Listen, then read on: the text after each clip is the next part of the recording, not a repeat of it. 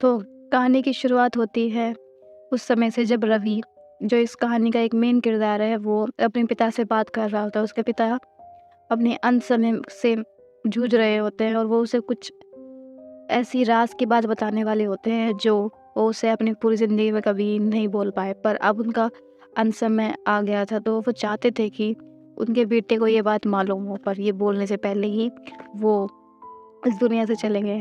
अब रवि जा को बस सिर्फ़ ये बात पता थी कि उसके पिता उसे कुछ बताना चाहते थे, पर वो कुछ क्या था, रवि को इसकी भनक भी नहीं थी। और ये जो राज़ की बात है, वो उसकी लाइफ़ की दिशा कहाँ मोड़ दे, रवि को इसका अंदाज़ा भी नहीं था कि कौन-सी एक चीज़ है जो आने वाले समय में उसका इंतज़ार कर रही है।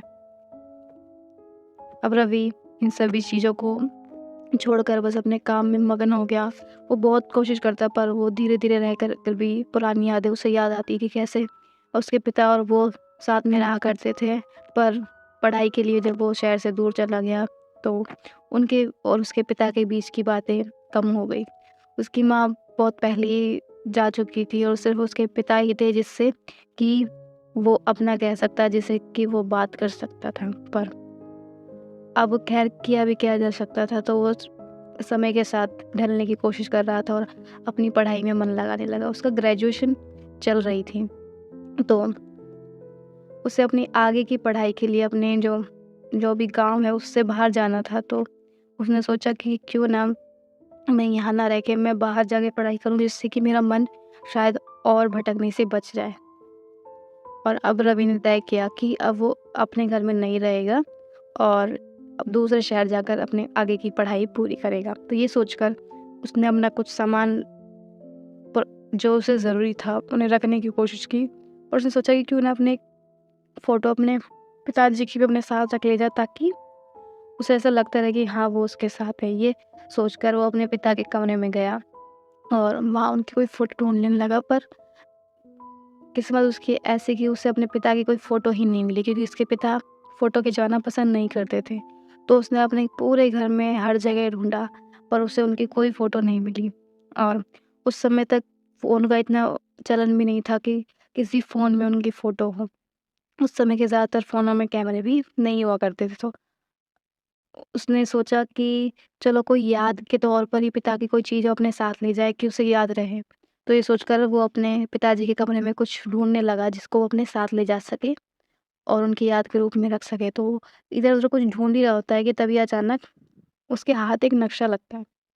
वो नक्शा पहले तो वो कुछ और समझ के उसे पटक देता है, पर अचानक पता नहीं क्या उसके दिमाग में आता है और वो उसे वापस उठा लेता है और अपने साथ रख लेता है, बिना उसे देखे कि चलो ठीक है, मुझे कुछ नहीं मिल रहा है तो मैं इसको ही साथ लेके अपने चले जाता हूँ। वो उसे उठाता है, अपना बैग पैक करता है और दूसरे शहर के लिए निकल चलता है।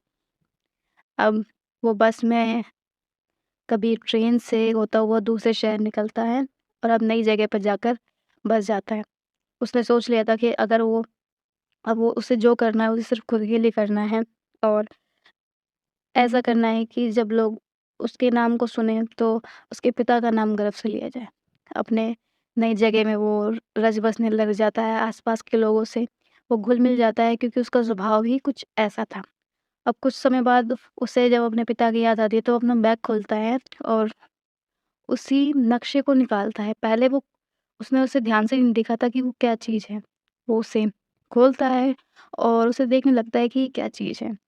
और उसके पिता तो एक साधारण बैंकर थे, तो उनके पास ये नक्शे जैसी चीज़ क्या है, मतलब इसका खोने का क्या मतलब है? वो उसे बार-बार देखता है और उसे समझ नहीं आता कि इतने पुराने से कागज़ पर ये क्या मैप जैसी चीज़ बनी हुई है, जो वो नहीं समझ पा रहा है। पर उसने उस पे ज़्यादा ध्यान भी नहीं दिया कि शायद हो सकता है कुछ और हो, पर वो उसे साइड में रख के नहीं चला जाता है। अब कुछ समय बीत जाते हैं, नए कॉलेज में तो उसके नए दोस्त बनते हैं और एक दोस्त ऐसा होता है जिससे उसको बहुत लगाव होता है, या कह लीजिए कि वो कुछ उसी की तरह था, उसी की भाषा में बात करता था। तो उनके बीच आपस में दोस्ती बहुत ही अच्छी हो गई थी, दोस्ती ऐसी कि दोनों आपस में भाई हों। कुछ समय के बाद वो उस लड़की को अपने घर पर भी लेके आता है। दोनों बिल्कुल भाइयों की तरह रहने रहना शुरू कर देते हैं। एक दिन जब उसका दोस्त उसके घर आया हुआ होता है, तो उसके हाथ डेस्क पे रखा हुआ वो मैप हाथ लगता है। तो वो उस मैप को देखता है और बड़ी ही ऐसी अचंभे जैसी नज़रों से उस मैप को देखने लगता है।